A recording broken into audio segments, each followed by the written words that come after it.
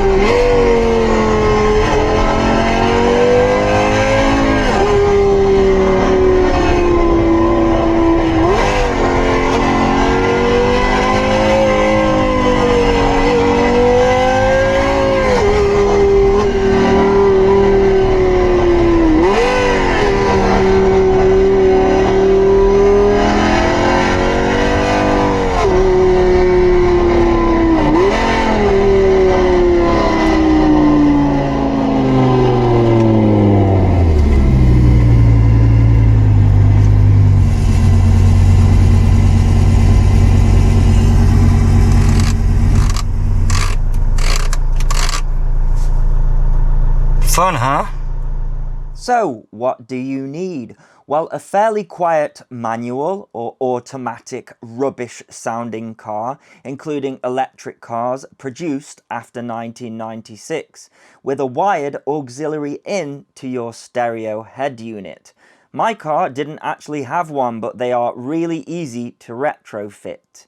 You can't use Bluetooth because the lag is too high.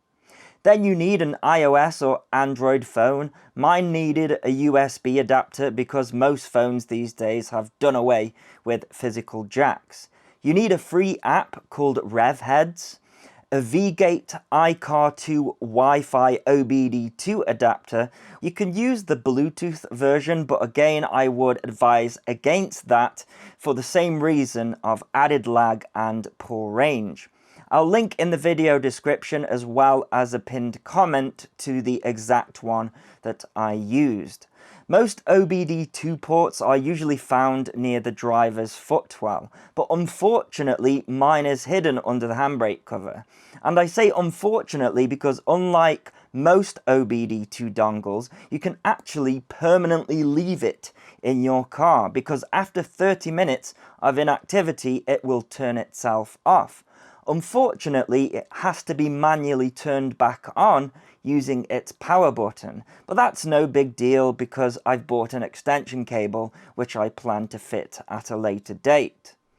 Then turn on the ignition or start your car and plug the Wi-Fi dongle into the OBD2 port.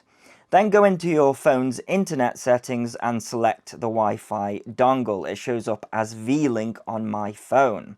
You have to wait a few seconds for the phone to warn you that the dongle has no internet access on Android. If you don't acknowledge this message and press yes, then you won't be able to connect to the RevHeadz app. Open RevHeadz, and the first thing you want to do is go into the settings and turn down the menu volume, because it's annoying and unfortunately it doesn't save once the app is closed. Then press the OBD2 button and accept the disclaimer. Press the Connect to Wi-Fi button and ignore changing any of the options it gives you. Just press Connect, and the app is now reading the RPM of your car, and it's going to convert it into sounds through your car's speakers. Now, I don't have decent speakers at all. These are just the stock speakers that came with the car, but it sounds fantastic. You can set your vehicle's RPM to its rev limiter, but in my case, I set it lower. Otherwise, you will find yourself breaking the law very quickly. In the UK, we are quite lucky that some of our back roads are the national speed limit, which looks really fast down small country lanes. You want optimized communication turned on, and I have simulation set to RPM, but there's an electric car option which works off speed. I don't have enough money to own an electric car, so I can't confirm whether that changes the gears at certain speeds. The V10 demo that you just heard is a $1 in-app purchase, but I've gone and bought all of them because it's only $13 for everything, and there's a massive range of different sounds, including Formula One cars. I'll link to a video in the description below which showcases all of the sounds. It's an hour long, which should give you some indication of how many sounds there actually are.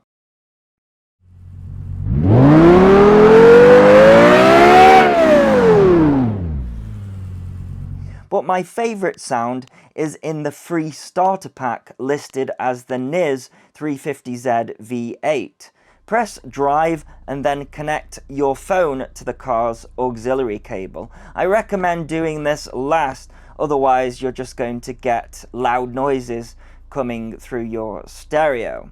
But once you've done that, turn up the volume on your stereo and you are ready to go. Make sure that the volume is up on your phone as well.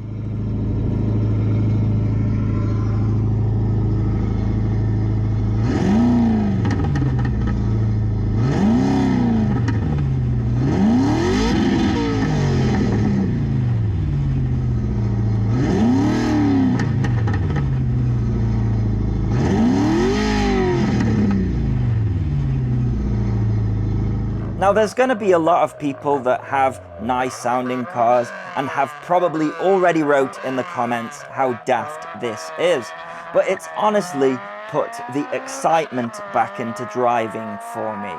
And it's not new either. With cars having ever increasingly smaller combustion engines with big turbos bolted to them, manufacturers are already playing fake sounds through the speakers of the cars. At least with RevHeadz, we can embrace this and choose from a multitude of different car sounds.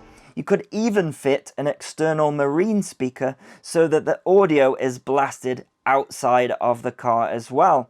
But what I like about this system is that I can enjoy the sound of a V10 without bothering anybody else, and because the sound is coming internally, I don't have to go under a tunnel and annoy a bunch of people who live by a tunnel. And the UK is planning to ban combustion engines completely by 2030.